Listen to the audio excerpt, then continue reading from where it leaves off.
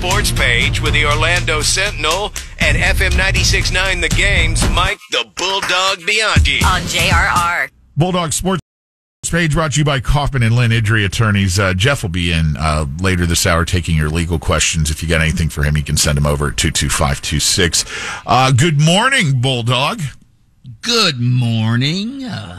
Magic Game 2 tonight. Hopefully they're better than they were in Game 1 where they trailed from wire to wire. I know you guys were busy with Earth Day birthday on Saturday, but the Magic, they're not a good shooting team anyway, but they were abysmal on Saturday. They've got to hit their shots. They only shot 32% from the floor, 21% from three-point range. Of course, they got blown out 97-83 to the Cavs. I mean, their defense was fine. To hold the Cavs under 100 points was fine. They just have to hit their shots. Their backcourt was absolutely awful. How about this? Their 5-guard rotation on Saturday, 4 of 33. Their guards. I have to think with the number one Magic fan not being able to watch the game, that being Taco Bob, with him stuck at Earth Day birthday, that may have had something to do with the loss in Game 1 there. It definitely did. I had my Magic shirt underneath my Earth Day birthday shirt, trying to root him on, but I couldn't be there for him.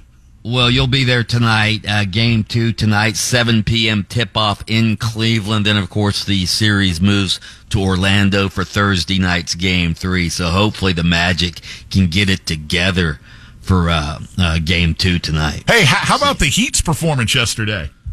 Well, hey, the fact that the Heat even made the playoffs, they win the play-in, just blew out Chicago, and then they get into the playoffs, and of course they have to face the top-seeded Celtics, and they get blown out by the Celtics. What was that? Was that a 20-point loss? 114-94. Yeah, 20-point loss for the Heat. So, yeah, I mean, you expect that. The Celtics had the best record in the league this year, so obviously they're the team to beat in the Eastern Conference. I don't think anybody's going to beat them in the East, quite frankly.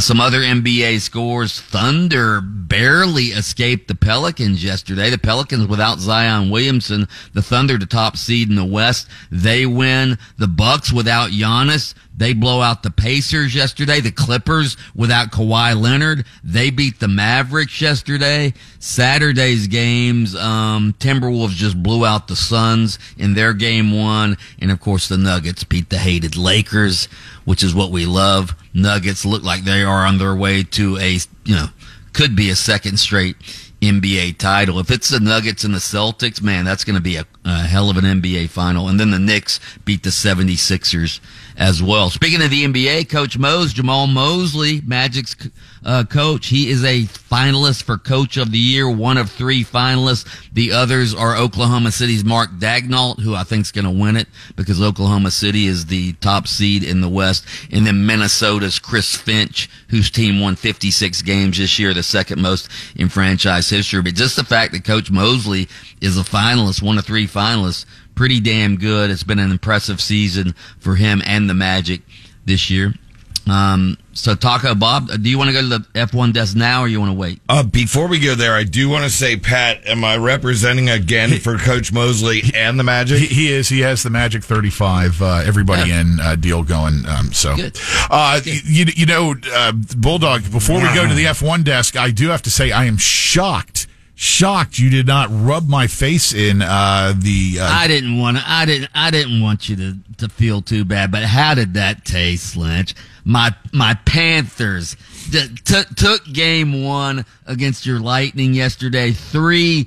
It's different. The Lightning have beaten the Panthers the last 2 playoff series they played in. It's different this year, Lynch. The Lightning are going down to my Panthers this year.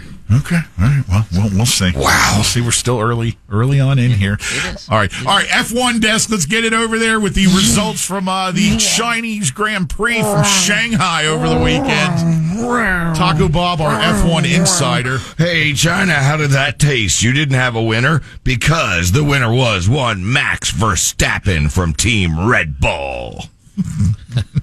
I'm reading right off the page. By the way, I'm a tough segue, but did you see what happened to that race in Sri Lanka? Yeah, yesterday? I talked about that in our In the Loop news items. They had a car going off into the crowd. Man. 7 people, including some spectators, died in that. So that was awful. Other racing news, Michael Jordan was at the race yesterday at Talladega to see his boy Tyler Reddick win the race. I didn't watch the end of it, Lynch. Oh, God, man. Quite exciting, was it not? It's Ty Gibbs, what a dick.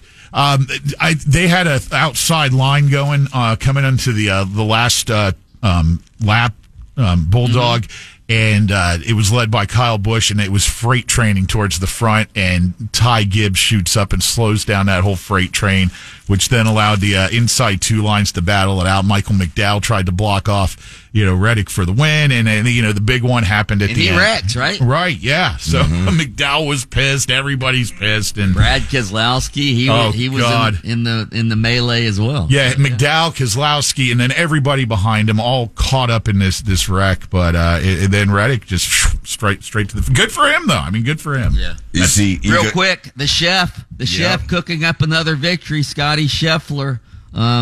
It's going to today, but he has a 5-shot lead with three holes remaining because it was delayed by rain yesterday. So it looks like he's going to win for the 4th time in 5 tournaments.